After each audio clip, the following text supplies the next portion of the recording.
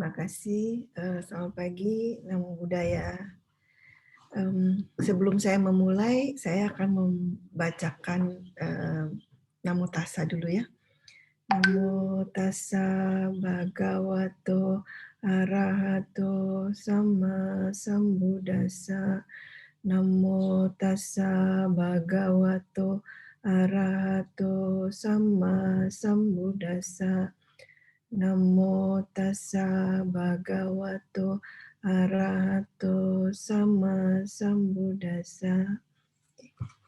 Saya share screen ya.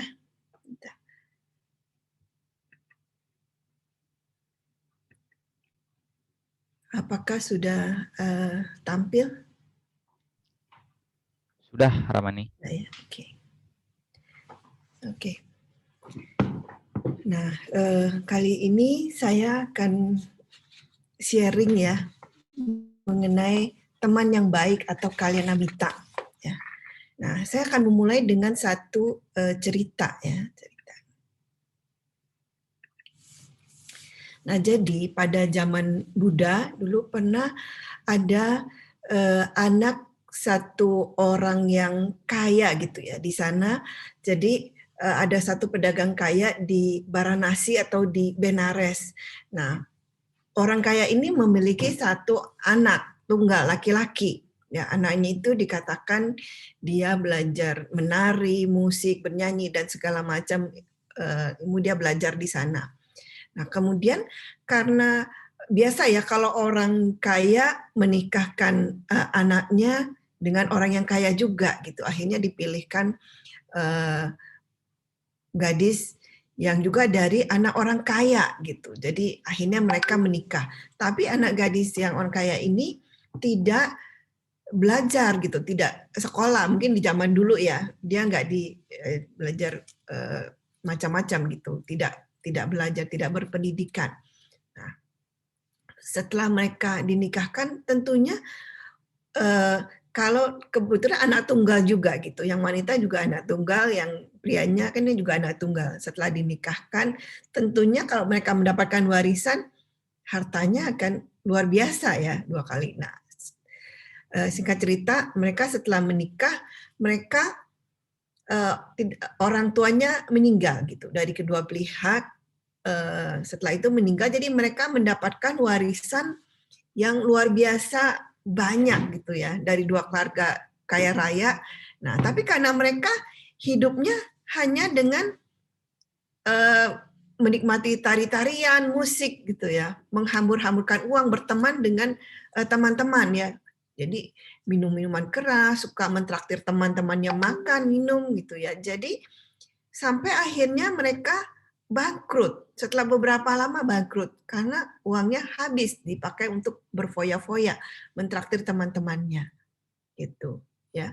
Nah, setelah mereka bangkrut, tentunya temannya satu persatu meninggalkan mereka, gitu ya. Nah, jadi apa yang bisa kita petik dari cerita di atas? Pertama, kita harus memilih teman yang bijaksana ya. Jangan sembarangan bergaul dengan orang-orang. Nah, nanti bagaimana kita memilih teman itu? Saya akan jelaskan apa yang disampaikan di Sutta-Sutta. Ya. Kemudian harus berpendidikan, karena dikatakan yang wanita ini mungkin nggak berpendidikan, tidak sekolah. Yang pria juga mungkin tidak berpendidikannya juga tidak dalam, hanya belajar mengenai tari-tarian, musik segala macam ya. Jadi bukan pendidikan kayak agama atau spiritual atau juga pendidikan yang berguna untuk masa depan mereka. Nah, kemudian di sana dikatakan kedua orang ini tidak bekerja. Ya, tidak bekerja, hanya berfoya-foya menghabiskan harta warisan dari orang tua mereka gitu, karena mereka anak orang kaya sudah biasa dari kecil mendapatkan kehidupan yang enak, jadi tidak mendapatkan penghasilan sendiri ya. Berikutnya, nah kita jangan minum minuman keras atau dalam hal ini kalau zaman sekarang mungkin seperti obat-obatan gitu ya, narkoba gitu. Dengan cara seperti itu juga membuat harta kita bisa cepat hilang. Jadi ada dua jenis teman. Yang pertama yang kita bisa sebut adalah teman sejati, yang kedua teman yang palsu. Ya. Nah, jadi teman sebelum itu kita mulai dengan teman dulu. Teman itu kalau dalam bahasa Palinya disebut mita. Mita atau kalau dalam bahasa Sanskerta mitra. Kan kita paling suka dengar ya bahasa Sanskerta mitra, mitra ini itu udah menjadi bahasa yang juga ada di bahasa Indonesia. Itu adalah bahasa Palinya. Dan ini sangat berhubungan erat dengan bahasa Pali yaitu meta atau cinta kasih. Nah, dikatakan pertemanan yang baik itu kaya namita, pertemanan yang baik itu merupakan dasar dari pertumbuhan kita meta gitu ya.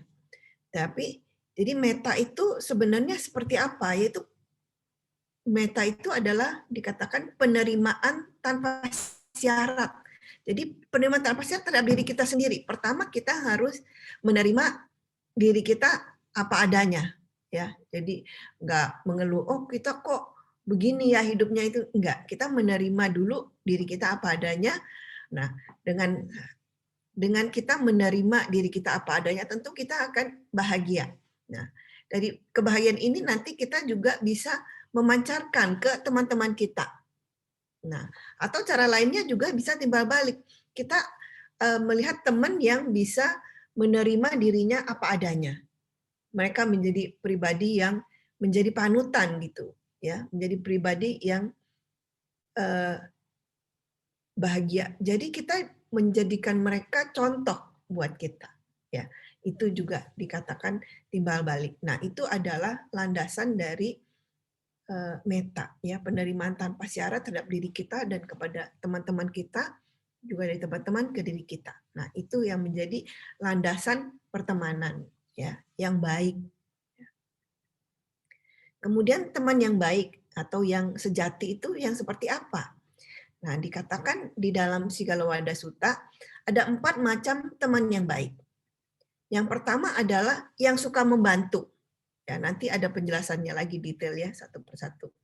Yang kedua adalah yang suka berbagi dalam suka dan duka. Gitu. Dan kemudian adalah yang suka memberi nasihat. Ya. Yang keempat adalah yang bersimpati, yang peduli terhadap kita, yang care kepada kita. Nah, yang pertama adalah yang suka membantu. Yang suka membantu contohnya apa? Jadi kalau misalnya kita satu saat kita dalam kondisi misalnya kita sombong atau kita karena punya pendidikan yang bagus, kita merasa kita lebih pintar, gitu, kita nggak mau bergaul dengan orang, atau misalnya kita dari mempunyai usaha kita tuh sukses, kita jadi berfoya-foya dan sebagainya. Nah, ini ada teman yang mengingatkan kalau kita dalam kondisi seperti itu. Ini adalah teman yang membantu. Kemudian melindungi kekayaan kita saat kita lalai. Maksudnya kalau seperti cerita di sebelumnya itu, kalau kita boros, suka dipakai untuk misalnya berfoya-foya, berjudi, minum minuman keras. Nah, ini teman kita yang mengingatkan, jangan loh, uang kamu sebaiknya kamu invest di mana gitu. Atau yang mengajarkan kita untuk tidak membeli barang-barang yang tidak perlu misalnya. Nah, itu yang melindungi kekayaan kita. Ini yang dimaksud di sini. Kemudian yang menjadi tempat berlindung saat kita takut misalnya aduh kita sedang ada masalah, kita dalam bahaya, kita berbicara dengan teman kita. Nah, teman kita itu yang melindungi kita ya. Yang mencari cara bagaimana supaya mendapatkan jalan keluar terhadap masalah kita. Nah, itu dikatakan teman yang upakarakamita, yang membantu, yang suka membantu.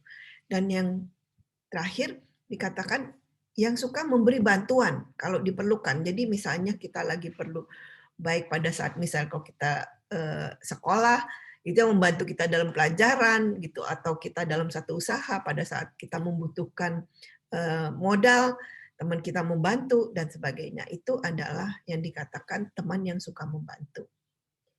Kemudian samana suka duka mita atau yang suka berbagi kebahagiaan dan kesedihan. itu adalah orang yang suka, misalnya ada rahasia dalam dirinya gitu ya, dia ceritakan ke temannya. Tapi rahasia, maksudnya temannya itu, walaupun dia tahu rahasia temannya seperti apa, dia nggak cerita ke orang lain, dia keep.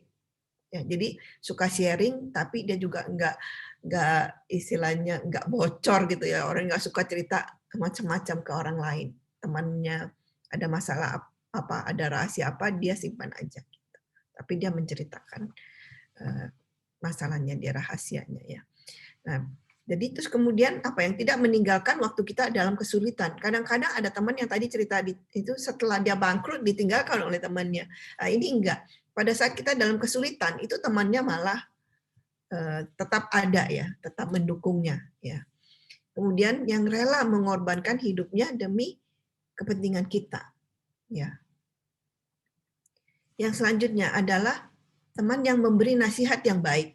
Nah, pada saat kita melakukan perbuatan buruk, teman ini menjelaskan, oh jangan begitu ya. Malah dia nggak menganjurkan kita untuk melakukan perbuatan buruk tersebut misalnya. Ya. Kemudian yang selalu menganjurkan kita berbuat baik.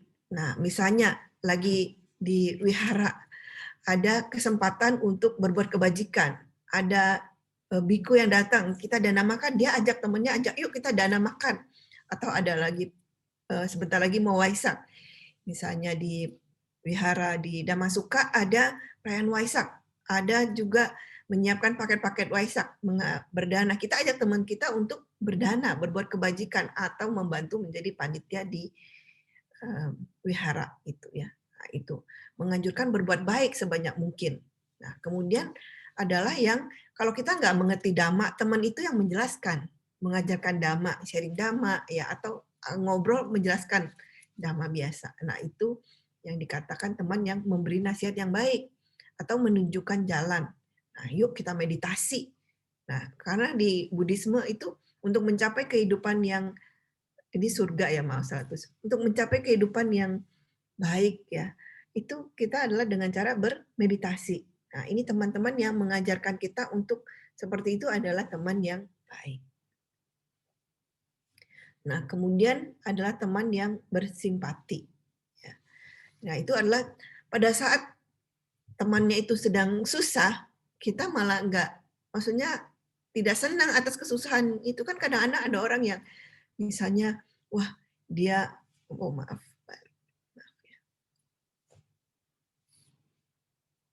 oke,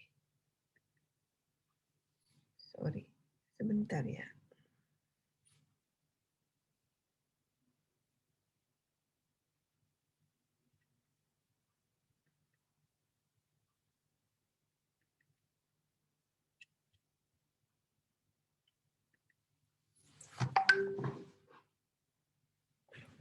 Oke, yang pada saat kita dalam kesulitan dia bersuka cita gitu, malah senang kita dalam kesusahan.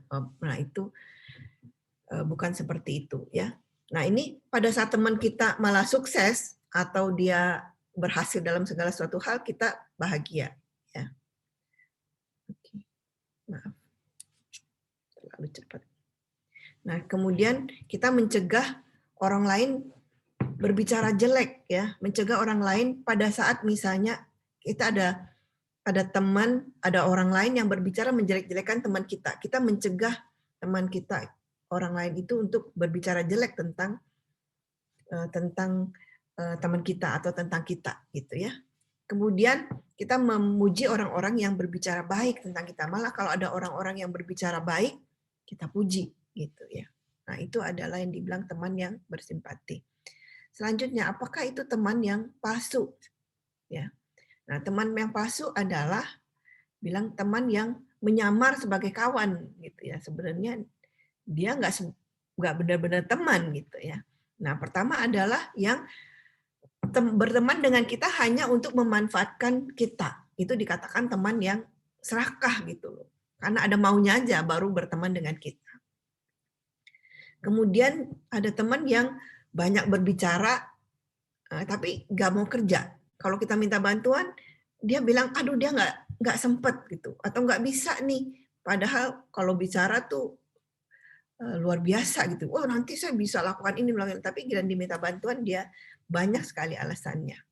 Nah, kemudian adalah tipe yang disebut tipe yang penjilat, ya, yang bilang, oh iya, oh bagus, bagus, padahal dia tahu temannya itu, misalnya temannya itu eh, minum minuman keras. Oh ini bagus nih, sehat, malah seperti itu ya, malah dia selalu membilang itu bagus, padahal belum tentu bagus gitu ya. Kemudian adalah tipe teman yang disebut yang membawa kepada kehancuran, yang suka mengajak kita malah misalnya eh, pergi ke klub-klub yang tidak baik gitu ya. Nah, itu yang disebut teman yang membawa ke arah kehancuran, yang mengajak berjudi dan sebagainya. Nah, kemudian sekarang penjelasannya, tipe teman yang serakah. Nah, itu hanya yang maunya mendapatkan keuntungan aja gitu ya. Kalau dikasih mau, tapi nggak pernah mau tiba balik, nggak pernah mau memberikan sesuatu gitu kepada kita ya. Itu disebut teman yang serakah.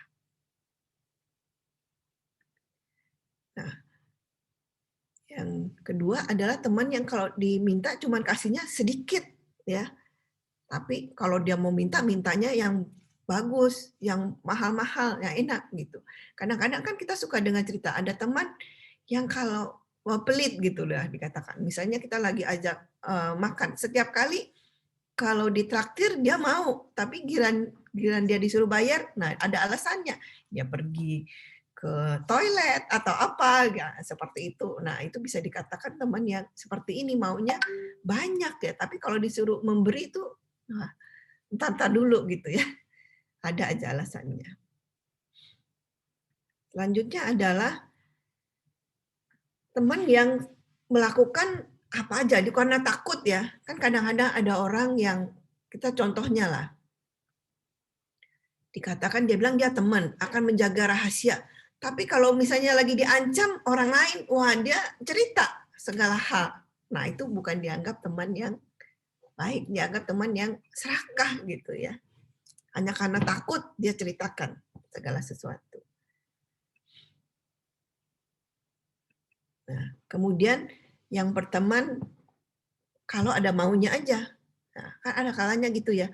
Dia cuma kalau misalnya teman waktu masih kita di sekolah ya, kalau ada mau nyontek, mau ujian, dia temenan gitu ya dengan orang yang pintar. Tapi kalau enggak, oh enggak mau, dia bergaul dengan temannya yang lebih asik diajak bermain. Nah, seperti itu juga dibilang teman yang serakah. Kemudian dibilang waciparama atau yang hanya manis di bibir aja. Ya, kalau orang bilang NATO ya, no action, no only. Nah, ini misalnya orang yang suka mengungkit-ungkit, nah apa yang dia udah lakukan. Dia bilang, oh dulu kan saya udah pernah bantu dia loh, atau pernah bantu kamu loh. Wah, terus diceritakan ke orang-orang. Nah ini dibilang hanya yang manis di bibir ya, yang suka mengungkit kebajikan yang dia pernah lakukan. Kemudian yang membicarakan kebajikan, cuma cerita, oh ya nanti saya akan bantu kamu loh, kalau saya udah sukses tuh nanti ya. Nah, tapi kan belum kejadian gitu ya, cuma ngomong aja ya, memberi harapan palsu ya. Kemudian demi mendapatkan bantuan kita, dia pura-pura ya baik sama kita. Nah, tapi sebenarnya eh, cuma janji-janji doang ya, seperti itu juga ya, sama kurang lebih seperti itu ya, karena dia mau ada maunya gitu ya, mau minta sesuatu dari kita misalnya gitu. Nah, dia pura-pura baik. Nah, kemudian ada yang tadi itu, yang saya katakan kalau dia bilang, oh dia bisa ini, bisa ini, bisa ini. Tapi kalau kita membantu, dia bilang, aduh nggak bisa nih, nggak sempet nih. Nah seperti itu yang dibilang yang hanya manis di bibir. Ya. Kemudian yang tipe penjilat itu seperti apa? Yang malah mendorong kita untuk berbuat kesalahan. Nah misalnya paling sering waktu kita mungkin masih kuliah atau masih sekolah itu kita suka iseng. Wah itu misalnya ada orang yang punya pohon mangga. wah itu mangganya enak, ayo dong ambil, nah, ngajak suruh temannya ambil gitu ya. Padahal itu perbuatan yang mencuri, tapi didorong ya untuk dilakukan. Nah, kemudian waktu kita mau berbuat baik, dia nggak kasih. Nah, jadi ada kalanya orang yang misalnya contoh, ada teman yang dia mau berdana ke wihara misalnya gitu. Dia mau berdana, misalnya lah berdana 100 juta. Nah, temennya itu bilang, aduh jangan, itu kegedean, buat apa, sayang kan, besar kan itu. Nah, seperti itu. Orang mau berbuat baik, malah nggak dikasih, dilarang-larang. Nah, itu juga dianggap yang tipe penjilat. Nah, kemudian adalah yang kalau di depan kita, dia bilang bagus-bagus tentang kita. Tapi di belakang kita, dia menjelekkan kita. Nah, ini yang disebut tipe yang penjilat. Nah, kemudian teman yang tipe pemboros. Seperti apa? Nah, ini teman yang gemar minum minuman keras, ya, obat terlarang, ya pokoknya menyebabkan kita kehilangan kesadaran. Ini dikatakan teman yang pemboros. Kemudian teman yang menemani kita. Nah, misalnya mengajak kita untuk keluar, maksudnya jalan-jalan ya di misalnya di waktu-waktu yang nggak tepat, katanya di tengah malam, misalnya jam 2, jam 3 masih di luaran, ya. Itu dikatakan teman yang tidak tepat, ya. Waktu mungkin sekitar berapa bulan yang lalu ya, 2-3 bulan yang lalu kali ya, ada berita yang viral gitu di Singapura. Di Singapura ada yang orang naik mobil ya, ngebut. Nah, itu karena dia jam habis Imlek kemarin itu dia kayak coba mobil baru, mobilnya katanya ya, mobil baru yang baru dimodifikasi, baru baru dimodifikasi, dia ajak teman-temannya. Setelah itu mereka minum-minum sampai pagi, sampai subuh gitu. Kalau saya nggak salah, pokoknya subuh-subuh itu mereka mencoba mobil itu dengan berkeliling di satu daerah di Singapura. Nah, dengan ngebut. Nah, akhirnya apa? Kehilangan apa namanya? Kehilangan kontrol ya terhadap kendaraannya. Akhirnya menabrak satu bangunan dan terbakar. Itu teman-temannya juga semua ikut meninggal ya karena mobilnya tuh terbakar. Nah, itu dikatakan teman yang apa ya sahaya ini ya karena dia menemani kita di keadaan yang tidak tepat gitu ya. Tengah malam ya sampai pagi-pagi sampai subuh habis minum-minum habis itu dan diajak ngebut-ngebut gitu ya. Itu teman yang tidak tepat. Nah, kemudian yang menemani kita melihat pertunjukan atau mengunjungi tempat yang tidak pantas atau ada klub-klub malam dan sebagainya gitu ya. Itu dianggap teman yang pemboros. Nah, kemudian yang terakhir yang menggiring kita untuk berjudi ya, mengajak kita untuk judi atau menghamburkan kekayaan. Nah, bahkan misalnya sekarang kan banyak mungkin nggak cuma judi seperti kartu itu ya, tapi lebih ke misalnya sekarang berjudi invest di mana gitu ya di kan sekarang banyak sekali investasi-investasi yang belum tentu benar gitu ya itu investasi di situ atau juga main game online sekarang kan juga banyak beli koin-koin gitu ya seperti itu. Nah itu yang dibilang juga termasuk salah satunya berjudi. Nah itu tadi adalah dari segi teman sebagai umat berumah tangga. Nah, jadi dikatakan di kitab komentar Culani Desa ada juga dua jenis teman, yaitu teman yang perumah tangga yang seperti tadi ya Agakarikamita itu adalah teman yang disampaikan oleh Buddha kepada Sigalowada kepada pemuda Sigala itu mengenai teman yang umat perumah tangga. Tapi juga ada teman yang teman dalam kehidupan suci ya atau teman setelah kita menjadi anggota sangga atau pabajita itu disebut adalah teman dalam kehidupan suci. Jadi ada dua jenis teman.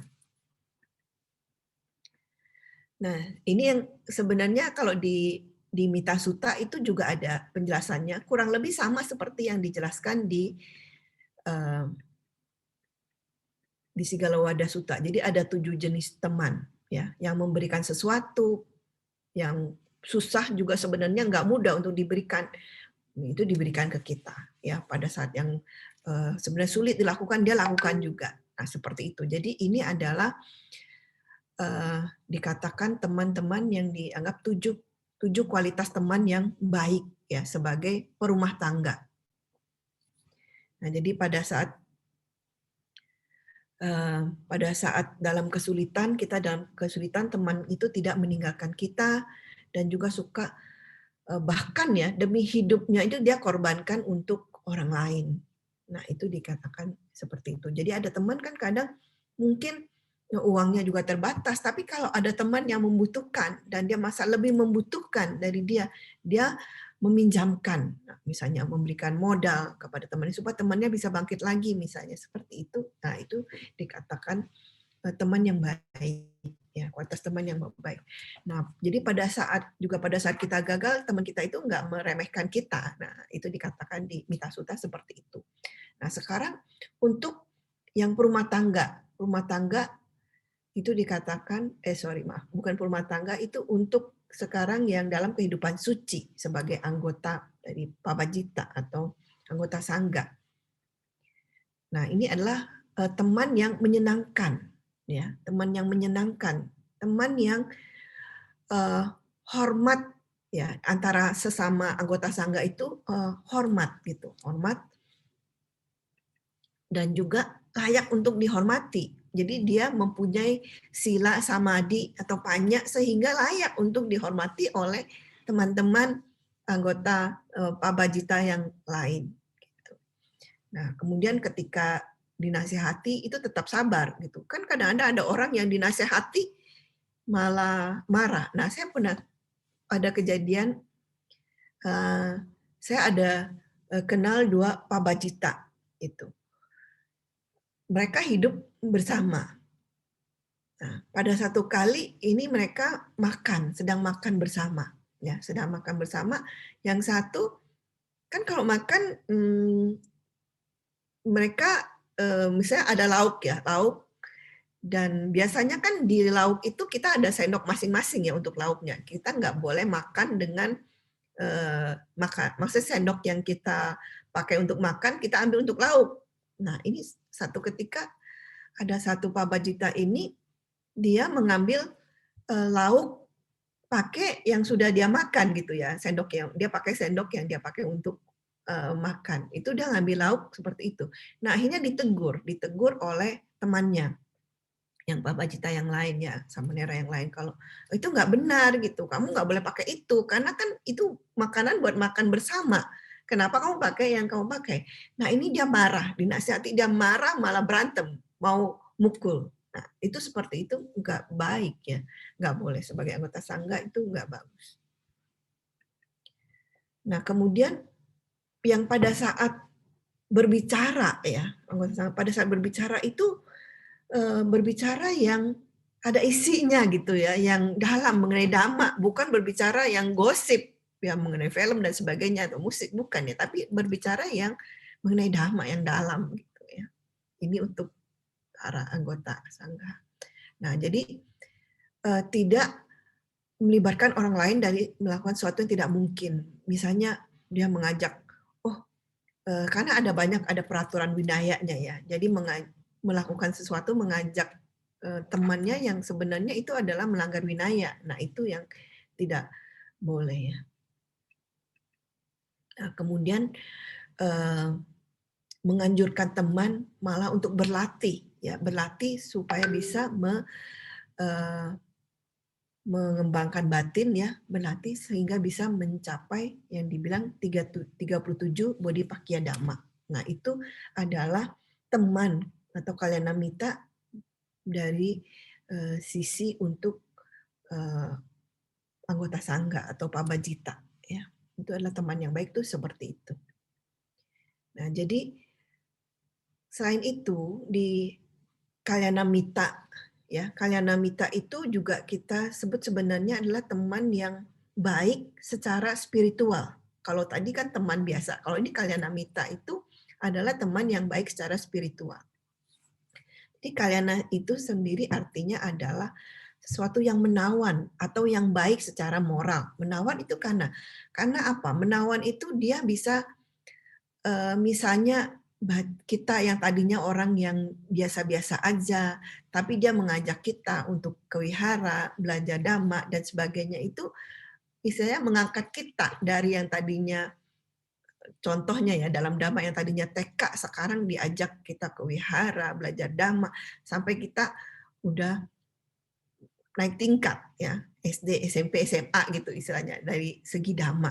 Nah, itu membuat kita kan happy.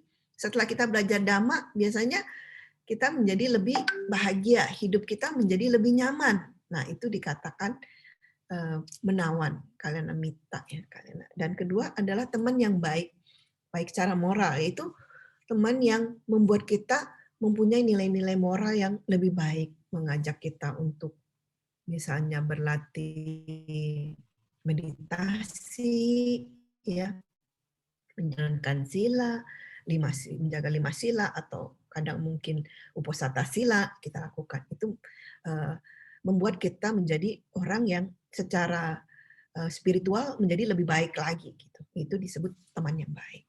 Nah, contohnya jadi teman dari kalangan memang kalyanamita itu biasanya dikaitkan dengan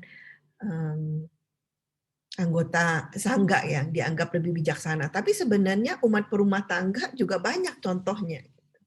Nah, jadi dikasih tahu misalnya contohnya si Cita. Cita ini dia ahli dalam dhamma. Dia ini umat perumah tangga. Umat perumah tangga, tapi karena dia memahami dhamma, dia bisa menjelaskan dhamma ini malah kepada anggota sangga. Ini contohnya dari Cita. Kemudian ada Anathapindika yang kita tahu adalah dermawan ya, dermawan yang luar biasa pada zaman Buddha. Ini dikatakan karena Anathapindika itu juga sering mendapatkan ajaran ya, dhamma dari Buddha langsung. Nah, bahkan di saat menjelang kematiannya, Anathapindika meminta supaya ajaran yang diajarkan oleh Buddha tidak hanya kepada biku, dia meminta untuk diajarkan juga kepada umat rumah tangga yang lain. Gitu. Ini adalah Anathapindika karena dia sudah memiliki pemahaman dhamma yang luar biasa. Kemudian ada yang namanya Pancakangga. Ini juga si tukang kayu. Dia sukanya malah berdiskusi tentang dhamma, walaupun hanya tukang kayu gitu ya, tapi suka berdiskusi dengan dhamma. Kemudian ada juga Kujutara. Kalau kita tahu Kujutara ini adalah pelayan ya, pelayan dari Ratu Samawati ya, dari Ratu Samawati yang bungkuk. Nah, karena pada zaman dulu ya, para wanita kerajaan itu tidak diizinkan untuk sembarangan keluar dari istana ya, bahkan untuk mendengarkan dhamma juga tidak boleh gitu. Jadi ceritanya Samawati itu meminta pelayannya ya yang keluar belanja atau apa. Nah, ada satu kali si Kujutara ini dia mendengarkan ceramah dari Buddha, dia kembali dia menceritakan ke Samawati. Jadi sekarang akhirnya Kujutara itu secara rutin diminta untuk mendengarkan dhamma dari Buddha, kemudian menceritakanlah kepada Samawati dan juga kepada para perempuan yang ada di istana. Nah, itu semua dhamma yang diceritakan oleh Kujutara itu akhirnya dibukukan lah istilahnya, dikumpulkan itu menjadi kitab Itiwutaka. Itu semua adalah hasil pendengaran dhamma oleh Kujutara yang disampaikan lagi. Nah, itu kalau kita mau baca kitab Itiwutaka itu dari Kujutara. Nah, ini menjadi teman yang baik Kujutara ini. Dan yang apakah kita kenal ini Upatissa dan Kolita? Nah, ini adalah Upatissa yang nantinya akan menjadi Sariputta dan Kolita adalah yang akan menjadi Moggallana. Nah, dikatakan bahkan sejak remaja mereka itu sudah berteman baik. Nah, mereka tuh berjanji. Jadi Upatissa dan Kolita itu saling berjanji. Kalau nanti mereka, siapa yang lebih dulu menemukan ajaran yang bagus, mereka harus mengajak yang lainnya. Jadi pada saat satu ketika Upatissa dia bertemu dengan Bante Asaji. Waktu dia melihat ya Bante Asaji itu setelah berjalan, setelah mendengarkan dhamma dari Buddha, Bante itu berjalan berpindah patah. Dia melihat dan melihat ini kok sangat baik gitu. Akhirnya dia bertanya kepada Bante, apa ajaran itu yang sehingga menjadi sangat, dia melihat cara berjalan atau aura dari Bante ini kok berbeda. Setelah dijelaskan, dia tertarik gitu ya.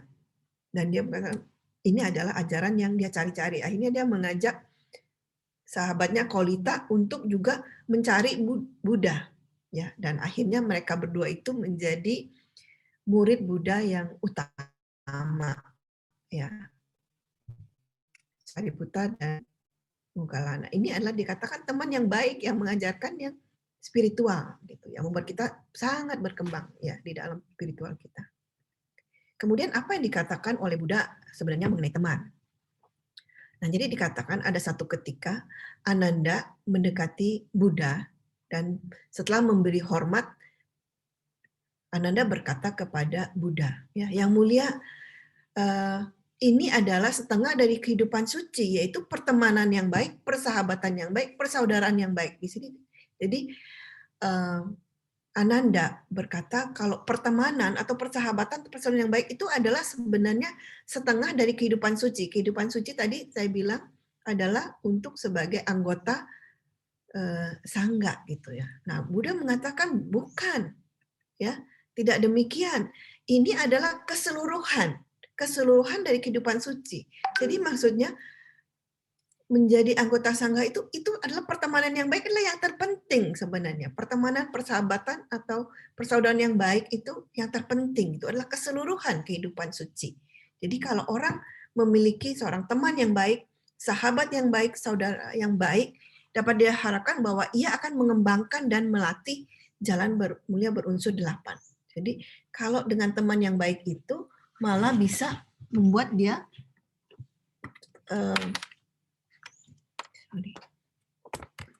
malah bisa membuat dia berkembang gitu ya.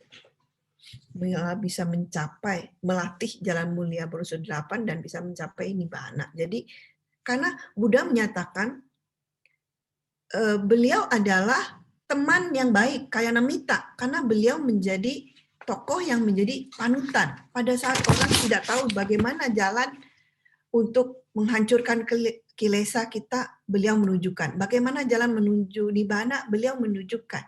Nah, jadi beliau bisa dikatakan juga Kalyanamitta bagi kita, ya, karena menunjukkan jalan bagaimana mencapai keluar dari samsara. Nah, seperti itu dikatakan Kalyanamitta, ya.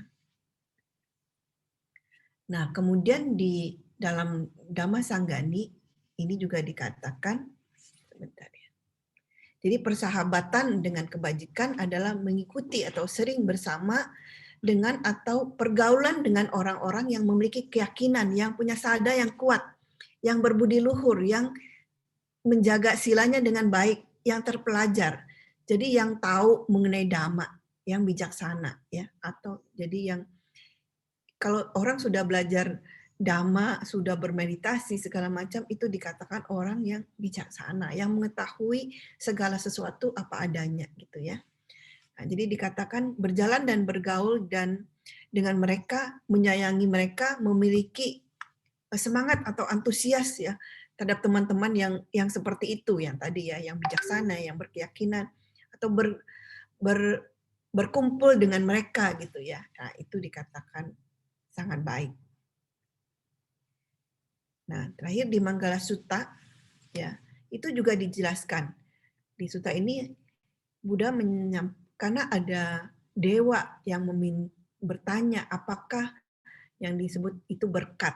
Nah, jadi Buddha menyampaikan tanpa pergaulan dengan orang-orang yang bodoh. Orang yang bodoh dikatakan orang yang sebenarnya cuma ya hidup, dia nggak tahu tujuan hidupnya gitu ya, cuma nafas masuk nafas keluar aja gitu, dikatakan seperti itu ya.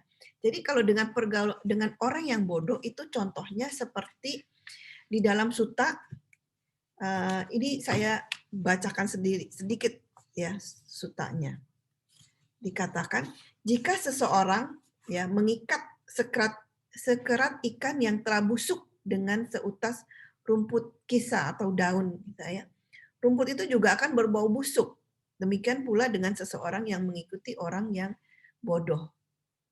Jadi kalau kita bergaul dengan orang yang bodoh, walaupun jadi seperti contohnya ikan, kalau ikan itu busuk, dibungkus dengan bahkan daun yang wangi, daunnya juga bisa menjadi bau. Nah, kalau kita bergaul dengan orang-orang yang bodoh, kita juga akan seperti itu. Karena apa? Kita nanti akan terbawa ya, terbawa menjadi ikut-ikutan dengan pergaulan yang tidak benar. Itu ya. Nah, kemudian Buddha menyatakan pergaulan dengan orang-orang yang bijaksana ya. Jadi kita dianjurkan malah bergaul dengan orang-orang yang bijaksana, orang-orang yang belajar ya, berpendidikan. Nah, itu yang tahu tentang dhamma ya, misalnya dekat dengan Bante atau dengan teman-teman yang tahu banyak tentang dhamma, itu sangat baik.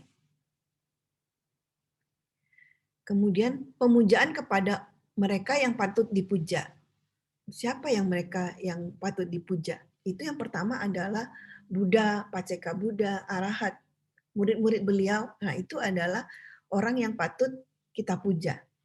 Kemudian apa? Para Bante. Karena apa? Mereka menjalankan sila. Sila mereka lebih tinggi dari kita ya. Nah, jadi kita harus memberi hormat kepada mereka, memuja. Dan kemudian orang yang patut kita hormati siapa? Orang tua kita. Orang tua kita, kakak kita, atau orang yang lebih tua. Ya, nah, itu kita wajib untuk menghormati mereka. Ya, nah itulah berkah utama. Nah, seperti itu yang dikatakan teman-teman yang baik. Jadi mulai sekarang kita tahu teman yang baik yang seperti apa. Ya, pada saat kita berkenalan dengan seseorang, kita tidak langsung menjadikannya teman. Kita harus istilahnya apa? Mengobservasi dulu. Ini teman ini seperti apa ya orangnya? Ini teman yang baik atau teman yang palsu nih ya. Tapi tadi kan kita sudah tahu apa yang baik, yang palsu, yang mana. Nah, kalau kita tahu ini adalah teman yang baik, kita boleh bergaul dengan dia. Tapi kalau kita tahu ini teman yang boros, tadi yang tipe penjilat, itu kita jangan bergaul dengan mereka. Gitu ya. Oke, saya rasa itu yang bisa saya sharingkan untuk saat ini. Oke, terima kasih.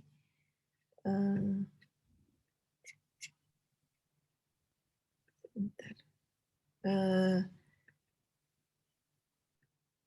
Saya balikan lagi gimana ya? Mungkin bisa kembali hostnya untuk di ini kan bisa? Oke. Baik, kini tiba saatnya untuk sesi tanya jawab. Bagi Bapak Ibu yang ingin bertanya secara langsung, bisa menggunakan fitur raise hand, atau jika ingin bertanya secara tertulis, bisa mengirimkan pertanyaan kepada akun Wihara Pluit Dharma Suka untuk selanjutnya akan saya bacakan. Ramani, kita menunggu sebentar ya untuk Baik. pertanyaan yang masuk.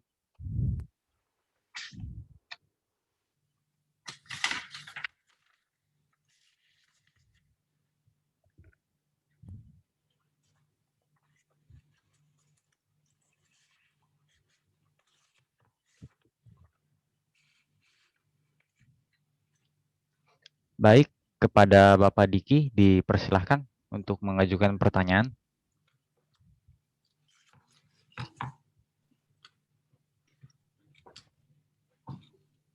Ramani, Namo Buddhaya, selamat pagi. Ya, Namo Buddhaya. Selamat pagi. Ibu, itu kan ada peribahasa yang kira-kira saya lupa ya persisnya seperti apa. Kira-kira birds the same feather flock together. Jadi maksudnya burung yang sejenis itu, yang sama itu hanya saya nggak tahu bertengger atau berkumpul sesama jenisnya saja gitu kan ya.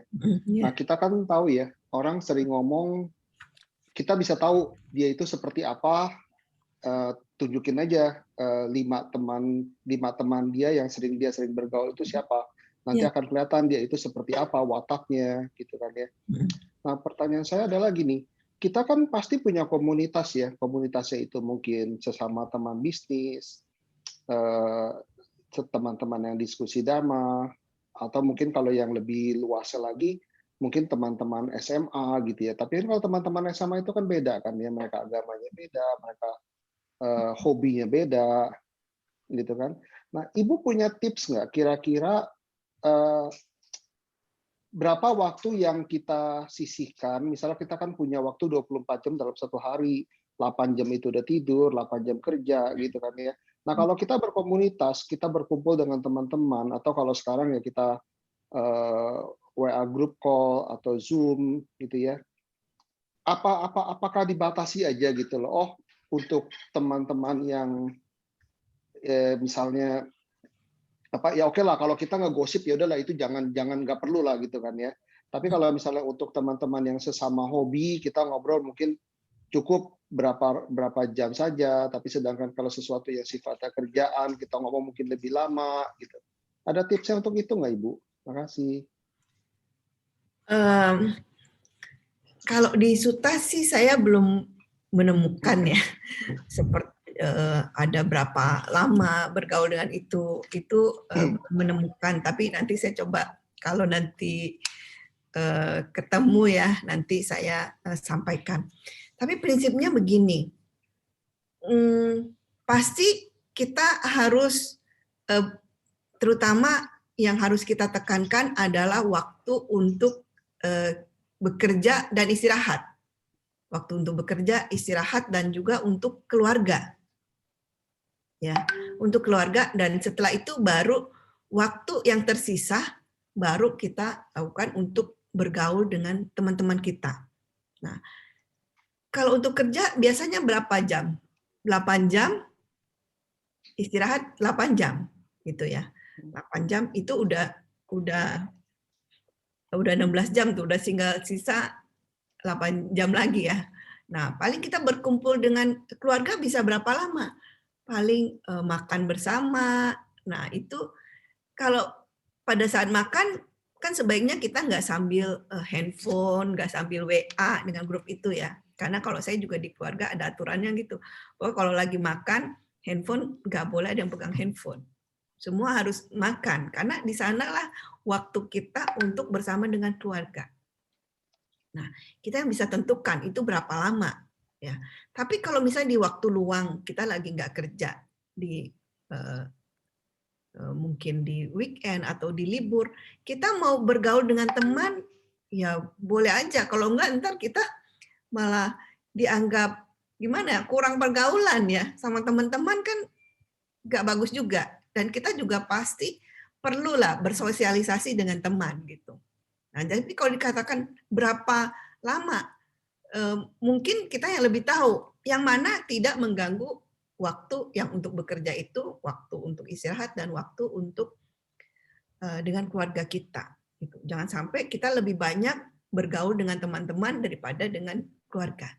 Nah, tapi kita harus pikirkan, kalau misalnya berteman, ya berteman ini malah baik untuk usaha kita, karena belum tentu kalau kita istilahnya ya, kita berteman kalau ada maunya aja. Misalnya kita cuma, let's say Bapak hobinya apa? Misalnya sepeda lah, misalnya sepedaan gitu ya, sepedaan.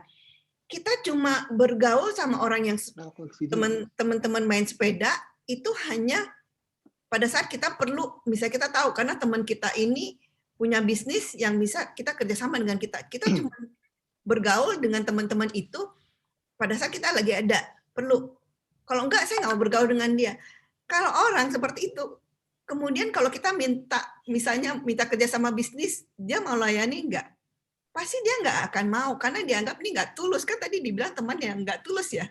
Kalau teman yang cuma bergaul dengan tapi tentunya kita harus, kalau memang kita punya hobi yang sama, kita boleh meluangkan waktu kita untuk bersama-sama dengan teman tersebut, karena mungkin satu waktu dengan teman-teman tersebut itu kita bisa mendapatkan bisnis yang bersama untuk kemajuan kita. Itu dari segi duniawi ya. Itu penting gitu. Jangan sampai kita bergaul hanya kalau lagi ada perlunya aja, ya kan? Nah, jadi kita yang tahu itu kapan waktunya itu bergaul. Tapi jangan sampai itu menghilangkan waktu berharga kita untuk misalnya mendengarkan dhamma. Nah, misalnya kita boleh itu. Tapi setelah saya dengarkan dhamma, saya pergi nih sama teman-teman. Tapi nanti saya juga ada waktu, misalnya malam sama keluarga. Nah, itu kita yang lebih tahu. Tapi yang pasti kita harus memilih teman yang benar. Jangan sampai kita memilih teman yang tadi mungkin cuman mau buat hura-hura doang, kan mungkin beli sepedanya ajaknya cuma beli sepeda yang Brompton yang mahal gitu. Ya kalau bisa jangan seperti itu ya, jangan cuman mau main keren-kerenan aja, tapi lebih ke arah memang untuk kesehatan dan selain itu untuk sosialisasi, itu bagus. Mudah-mudahan bisa menjawab. Kalau nanti saya ketemu sutanya, nanti saya tanyakan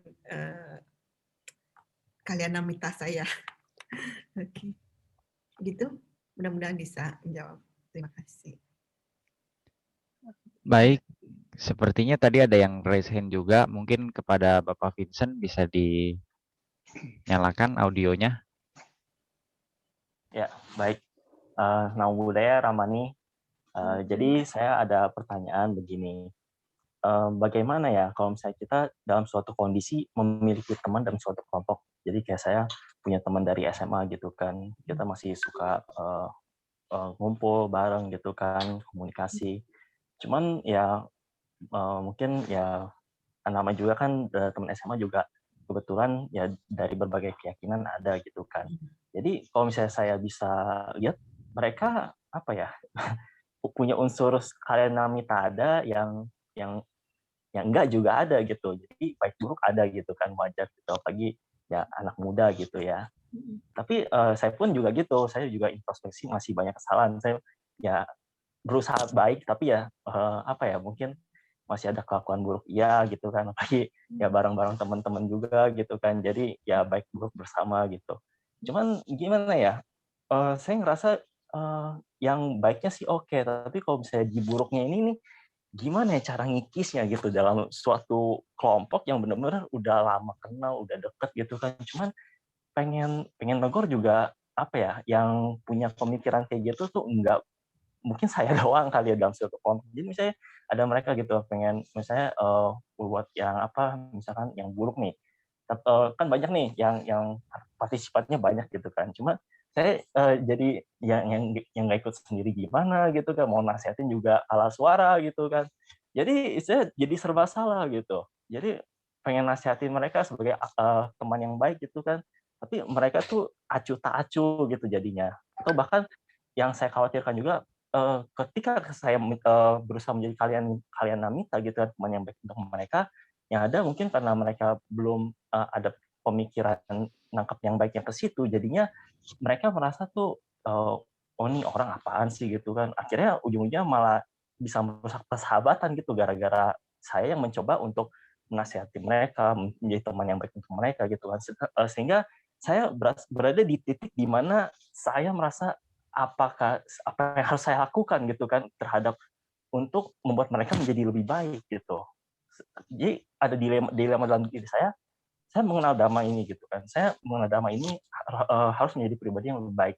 Tapi jika saya tetap di lingkungan yang masih ada keburukannya gitu, gimana saya mau maju gitu kan. Sedangkan saya juga enggak tega juga mau ninggalin mereka gitu kan yang udah lama bersahabat dengan mereka gitu kan. Jadi pengen nolong tapi ibaratnya masih belum kapasitasnya belum nyampe ke situ. Sedangkan kalau misalnya ditinggalin mereka, saya juga bukan jadi teman yang baik untuk mereka gitu kan. Jadi apa yang harus saya lakukan supaya ibaratnya bisa tetap menjalin persahabatan mereka dan berharap lebih baik bisa membimbing mereka gitu ke jalan yang lebih baik gitu bersama-sama. Itu aja sih mungkin Ramani punya masukan. Terima kasih. Memang kita nggak bisa, kalau kita istilahnya minoritas di dalam satu kelompok yang mayoritas buruk. Tapi kan nggak semua, ya mungkin buruk. Si A buruknya level dari 1 sampai 10, levelnya 1. Si B mungkin levelnya 2.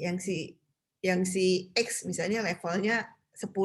Ya kita tentunya kita nggak bisa ngomongin sesuatu yang baik-baik ke yang level 10 ini si X.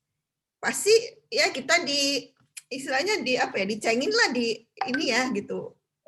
Kamu sok suci lo apa kayak gitu kan. Pasti kita nggak akan. Tapi kita coba lihat di antara teman-teman itu yang mana nih, yang si A nih yang mungkin levelnya 1 nih. Sebenarnya ada banyak baiknya juga, cuman dia juga sama teman. Kita mana tahu, siapa tahu si A itu juga kayak kamu di luar, tapi sebenarnya dia punya juga yang sifat baiknya juga banyak sebenarnya. Tapi karena dia bergaul dengan si X juga, jadi itu. Jadi kalau menurut saya, cobalah bergaul dengan yang kita tahu, yang si A itu, yang kelihatannya sebut baik. Kita coba bergaul dengan dia dulu. Kita ajak dia dulu. Nah setelah sama, nah kita cari setelah bisa apa ya namanya, frekuensinya sama lah dengan si ini, kan berarti udah punya 2 temen nih.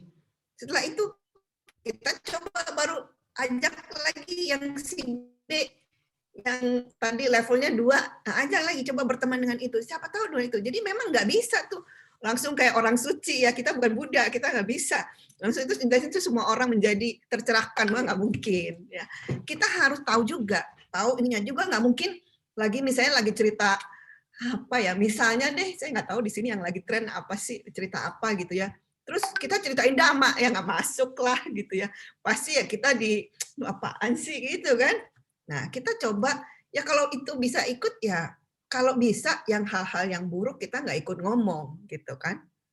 Nah tapi pada saat lagi kebetulan masa selama bergaul itu ngomongnya buruk-buruk terus kan nggak mungkin, pasti ngomongnya yang baik-baik. Pada saat ngomong yang baik, wah kita bilang, wah itu bagus tuh, coba kita begini-gini. Nah itu kan bisa masuk.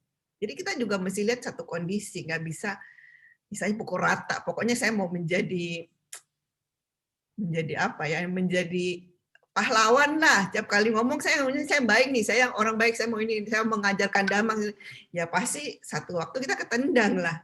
Atau kecuali maksudnya kalau kita masih mau bergaul dengan mereka ya, karena kan tadi teman kan, kita mau bergaul. Nah kita harus cari cara, nggak bisa memang kita untuk langsung. Bahkan dengan keluarga kita pun, misalnya kan nggak semua keluarga kita agamanya sama dengan kita. Pasti ada agama yang lain. Apakah kita langsung bilang, oh agama kamu jelek, agama Buddha nih yang bagus. Kan kita nggak langsung begitu. Kita menunjukkan gimana kita berubah yang tadinya kita nggak mengenal Dhamma, sekarang udah mengenal Dhamma, jadi berubah. Dengan cara kita berubah, keluarga kan kita bisa lihat, kok sekarang kamu jadi lebih sabar ya, kok kamu jadi lebih baik ya. Kamu ngapain sih? Oh baru kita ngomong loh, oh saya ke wihara nih, saya dengerin Dhamma nih, oh bagus, nggak seperti yang orang-orang bilang, nyembah patung lah, yang inilah, yang itulah, yang banyak ritual lah. Enggak, ternyata enggak. Kita bisa jelaskan seperti itu. Maksudnya harus lihat situasi dan kondisi gitu. Nggak bisa semua pukul rata. Setiap kali kita ngomong, ya, pasti kita nanti dijauhi sama teman ya kan. Nah, cari, kalau menurut saya kita mencari solusi. Tapi kalau memang kan kita nggak cuma bergaul dengan grup itu, kita juga mungkin ada grup-grup wihara, teman-teman wihara yang kita juga main. Jadi ya bisa tetap bergaul, jangan teman seperti itu kan teman kayak teman sekolah. Kalau teman sekolah pasti enak. Kayak saya juga sampai sekarang masih suka ada grup teman SD, SMP, SMA, kuliah itu ada gitu ya. Jadi kita nggak mungkin tinggalin karena mereka tuh kenal kita dari kita belum apa-apa gitu istilahnya. Ngomongnya masih nyambung, nggak mungkin kita tinggalkan mereka. Tapi kita juga punya, di satu sisi saya juga punya teman-teman wihara. Saya bergaul juga dengan mereka, karena dengan mereka saya jadi meningkatkan spiritual saya. Tapi saya juga bergaul dengan, apakah saya mengajarkan Dhamma ke teman-teman? Enggak, karena saya dari SD sampai saya kuliah, agamanya beda gitu. Tapi kalau mereka bertanya ke saya jelaskan. Tapi saya nggak mau menjadi orang suci yang mengajarkan Dhamma, menjadi misionaris di kelompok yang agama X gitu misalnya, kan nggak mungkin gitu, karena mereka punya keyakinannya. Karena Buddha juga nggak pernah istilahnya menganjurkan kita untuk memaksa orang, oh saya adalah juru selamat, kamu harus ikut saya. Ini kan nggak pernah, Buddha nggak pernah menyatakan itu. Ya, itu adalah dengan istilahnya, pasti kok buktikan gitu. Jadi kita nggak berhak, istilahnya bukannya nggak berhak ya, nggak diminta tuh untuk apa, membudiskan orang-orang gitu kan, enggak. Nah, seperti itu. Tapi kita memberi contoh supaya nanti teman-teman itu bisa lihat kita, oh ini dia baik ya, ini. Kita malah sedikit-sedikit lah kita ngajak ini, misalnya ada kesempatan. Nggak harus lah, misalnya kalau itu agama yang lain kan dia nggak mau suruh bantu wihara. Tapi misalnya bantu ada orang yang lagi kesusahan atau mau bedah rumah, misalnya kan di kadang-kadang di wilayah-wilayah tertentu ya, itu masih banyak yang kondisi nggak bagus misalnya. Apalagi sekarang kondisi pandemi, kita bagi sembako yuk. Itu kan perbuatan baik yang tanpa agama. Kita ajak yuk. Kita mendingan kita kumpulin duit nih daripada kita hura-hura ya, kita kumpulin duit, kita beli sembako, bagi, atau beli bikin nasi bungkus, bagi kayak gitu. Itu kan sebenarnya universal. Tidak ini kan agama tertentu.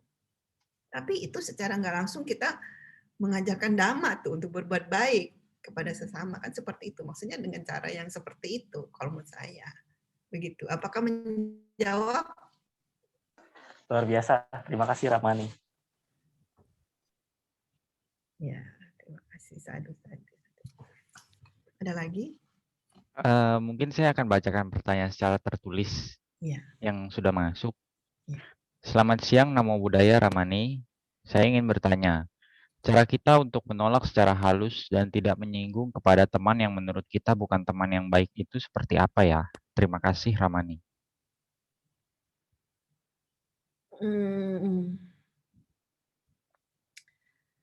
Misalnya ya, kalau misalnya ada teman ngajak kita, misalnya, tadi kan dikatakan misalnya pulang jam yang udah jam 2, jam 3 masih keliaran misalnya ya. Tadi kan salah satunya, karena saya kan dia nggak spesifik ya menyatakan seperti apa menolaknya. Nah itu kita bilang, waduh jam segitu jamnya tidur tuh. Saya biasa jam 10 udah tidur. Gitu. Karena kalau saya masih di luar jam situ, waduh saya bisa pusing, saya bisa sakit, wah bisa mual segala macam. Itu kan memang kalau kenyataannya itu kita katakan yang seperti itu gitu. Ya, apakah itu menyinggung dia? Seharusnya enggak. Karena memang kita jam 10 udah tidur gitu. Ini disuruh pergi sampai jam 2, jam 3, itu pasti nggak bisa. Misalnya seperti itu.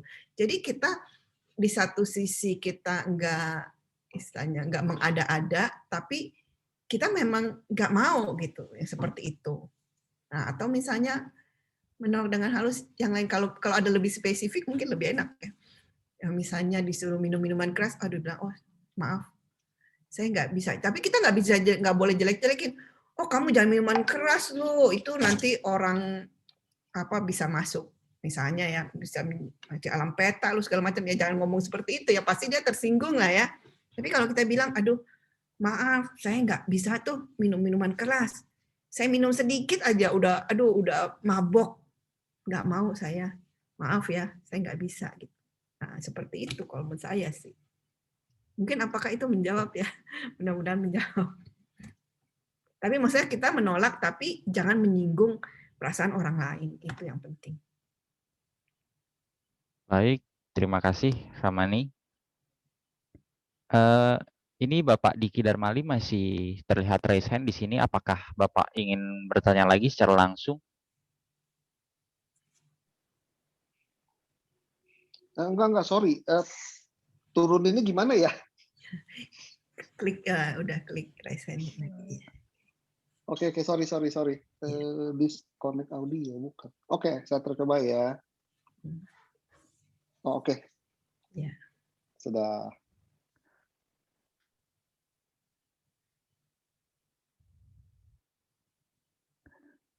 Baik, apakah ada lagi yang ingin bertanya secara langsung ataupun secara tertulis?